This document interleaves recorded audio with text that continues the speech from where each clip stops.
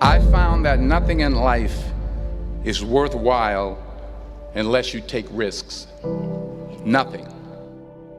Nelson Mandela said, "There is no passion to be found playing small and settling for a life that's less than the one you're capable of living." Now, I'm sure in your experiences in school and applying to college and picking your major and deciding what you want to do with life, I'm sure people have told you to make sure you have something to fall back on. Make sure you got something to fall back on, honey. But I never understood that concept, having something to fall back on. If I'm going to fall, I don't want to fall back on anything.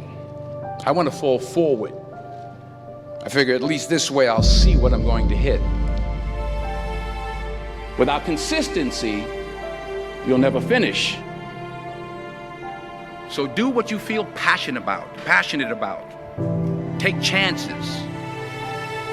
Don't be afraid to fail. There's an old IQ test, was 9 dots, and you had to draw 5 lines with a pencil within these 9 dots without lifting the pencil. The only way to do it was to go outside the box. Don't be afraid to think outside the box. Don't be afraid to fail big, to dream big. But remember, dreams without goals are just dreams. Reggie Jackson struck out 2,600 times in his career, the most in the history of baseball. But you don't hear about the strikeouts. People remember the home runs. Fall forward. Thomas Edison conducted 1,000 failed experiments. Did you know that? I didn't know that. Because the 1,001st was the light bulb. Fall forward. Every failed experiment is one step closer to success. You've got to take risks, and I'm sure you've probably heard that before, but I want to talk to you about why that's so important. You will fail at some point in your life. Accept it. You will lose. You will embarrass yourself. You will suck at something. There's no doubt about it. And I know that's probably not a traditional message for a graduation ceremony, but hey, I'm telling you, embrace it, because it's inevitable.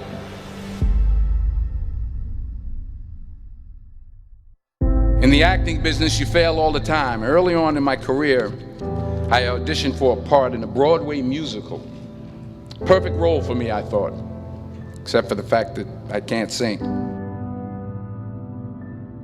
I didn't get the job. But here's the thing.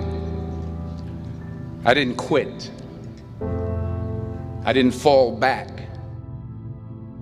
I walked out of there to prepare for the next audition, and the next audition, and the next audition. I prayed. I prayed. And I prayed. But I continued to fail, and fail, and fail. But it didn't matter, because you know what? There's an old saying, you hang around the barbershop long enough, sooner or later you're going to get a haircut. So you will catch a break, and I did catch a break.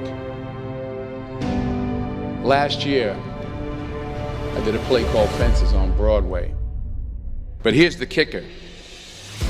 It was at the Court Theater. It was at the same theater that I failed that first audition 30 years prior. The point is, every graduate here today has the training and the talent to succeed. But do you have the guts to fail? If you don't fail, you're not even trying. I'll say it again. If you don't fail, you're not even trying. To get something you never had, you have to do something you never did. So imagine you're on your deathbed, and standing around your deathbed are the ghosts representing your unfulfilled potential. The ghost of the ideas you never acted on. The ghost of the talents you didn't use. And they're standing around your bed, angry, disappointed, and upset. They say we came to you because you could have brought us to life, they say. And now we have to go to the grave together. So I ask you today,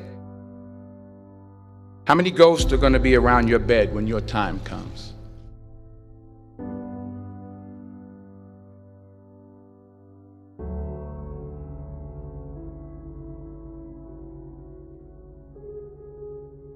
I just got back from South Africa. It's a beautiful country, but there are places there with terrible poverty that need help.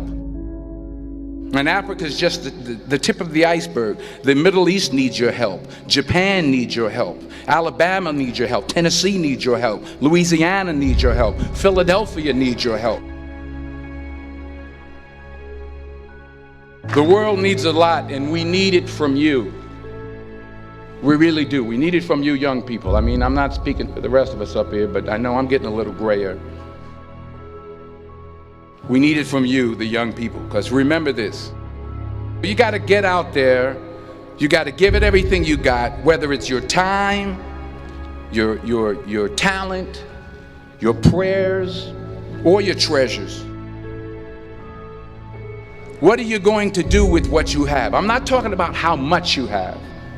Some of you are business majors, some of you are theologians, nurses, sociologists, some of you have money, some of you have patience, some of you have kindness, some of you have love, some of you have the gift of long suffering. Whatever it is, whatever your gift is, what are you going to do with what you have? All right, now here's my last point about failure. Sometimes it's the best way to figure out where you're going. Your life will never be a straight path. I began at Fordham University as a pre-med student. I took a course called cardiac morphogenesis. I couldn't read it, I couldn't say it, I sure couldn't pass it. So then I decided to go into pre-law, then journalism. And with no academic focus, my grades took off in their own direction. I was a 1.8 GPA. And the university very politely suggested that it might be better to take some time off. I was 20 years old. I was at my lowest point. And then one day, and I remember the exact day, March 27th, 1975, I was helping my mother in her beauty shop. My mother owned a beauty shop up in Mount Vernon.